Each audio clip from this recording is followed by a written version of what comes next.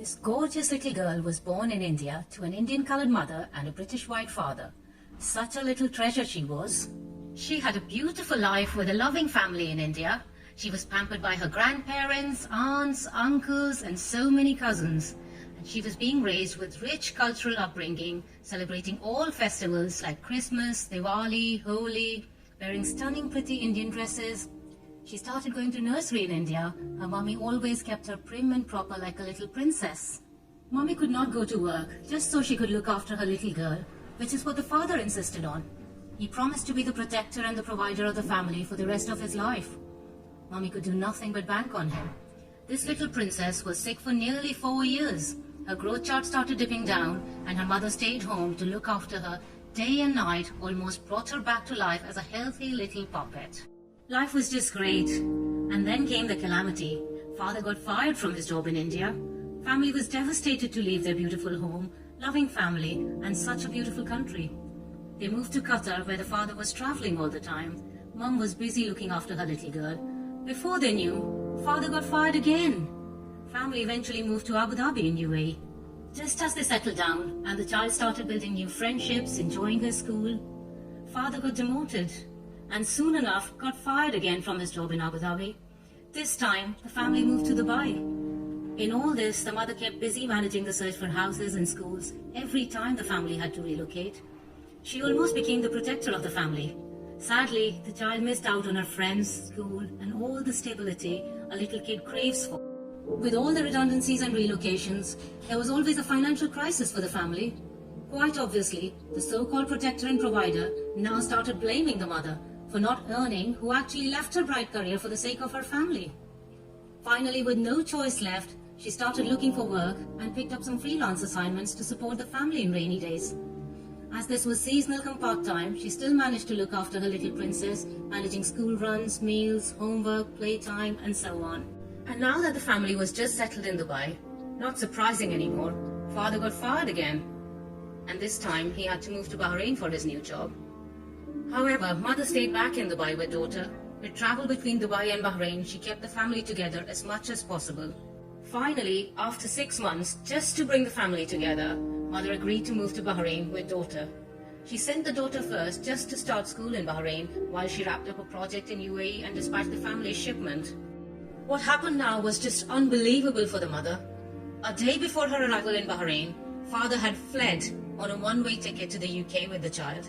He abducted her, knowing very well that his British family, as well as the judicial system, would harbour his inhuman act of depriving the mother and child. He did the most contemptuous thing of rendering the mother homeless between two countries, threw away not just hers, but most of the family's belongings as well, including child's school books. This poor traumatized mother had to make her own way to the UK in this situation, struggling for tourist visa and lodge this abduction, only to find out how prejudiced the UK courts were, how racist they were. Evidence were manipulated, and she was labelled a bad mother, awarding the child's care to the abducting father. They gave this mother pitiful contact of 29 hours over 2 weeks with her child, and that too without any overnight contact, and yet subjected it to more stringent terms and conditions, treating her like a labelled criminal. No support was given to the mother in the United Kingdom. She had to beg for help, to stay with friends. She was left to fend for herself through a law system that she was foreign to. When the court ordered for this child to go to Bahrain with her father, even though she loved Bahrain, this little girl was awfully sad to leave her mother. She was falling apart and hiding her feelings from father and his family. Her last words to her mummy were, in person, "Mummy, I don't want to go. I love you." Finally, mother was blessed with custody from Sharia court in Bahrain. Bahrain was ruled as the child's habitual place of residence by the UK court themselves, despite only 6 weeks in Bahrain with father versus 7 years in UAE in a family life. Hence, Bahrain was the appropriate jurisdiction where mother took up the custody matter. Mother tried hard to get to Bahrain to live with her daughter, but she got stuck in the lockdown in India. She was heartbroken to be apart any longer with her daughter, and her little girl had broken down several times for her. She wanted to touch her mother, hold her mother in person. The pain was agonizing and mutual. Father found out about mother getting custody, and even though mother approached him to co-parent, he only screamed and shouted at her. Rather than co-parenting, he preferred to approach the UK court, who sanctioned this child's abduction, defying the Bahraini custody orders that was granted to the mother. During the horrendous peak outbreak of this global pandemic, our poor child was flown to the UK overnight to obtain jurisdiction. And again, the mother was not even informed. Her child's life was put at risk both by the father as well as the UK court. Jurisdiction was made paramount over child's welfare. Unbelievable, right? Before this, a judge had ruled against granting anti-suit to father's petition. This order was cleverly concealed and mother was lied to by his solicitors that the hearing never took place. Unfavorable orders were concealed. Father's solicitors went forum shopping for a racist judge to get the child's abduction sanctioned. Is this how the UK judicial system works? Unfortunately, surprising enough, yes. State-sanctioned abduction. UK court was in brazen defiance of not just Bahraini custody orders, but also their own judge's ruling against father's petition, which was hid from the mother, concealed from the mother. Mother's pain was now unimaginable. She was flabbergasted to find out what the so-called courts of justice were doing to her and her child. The child had been kept on the run since December 2019 until April 2020 now. She was inconsolable once again to be separated from her friends and even a pet in Bahrain. And of course, deep down, she knew this has taken her even further away from her mother. Imagine all this happened to her overnight. Now they're constantly brainwashing the child against the mother. She's constantly being bribed to not miss her mummy. Father is making her sink into parental alienation. This little girl, her mother, and her loving family are all deprived. But for what? For UK courts to defend a British father's criminal act of abduction? A conspiracy he hatched with his parents? But guess who suffers?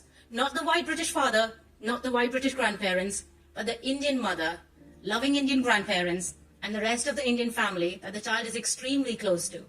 The UK court would now not let this child come to India. And now comes another twist in the story. Father admitted all facts proving abduction. But guess what the UK court did? They conveniently labelled it as a callous act. He also admitted in his form submissions and cross-examination that he alleged mother with false threat of abduction to cover up his own act of abduction. He clearly stated mother is not a threat to the child, India is not a threat to the child. UK court is now holding this innocent child as hostage, compelling and blackmailing mother to give up custody. British father's act of abduction was pardoned, but mother taking custody from Sharia court was considered a punishable crime.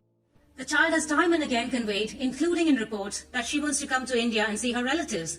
They're not letting her come to India. India is where she was born, where her family is. It's the child's heritage.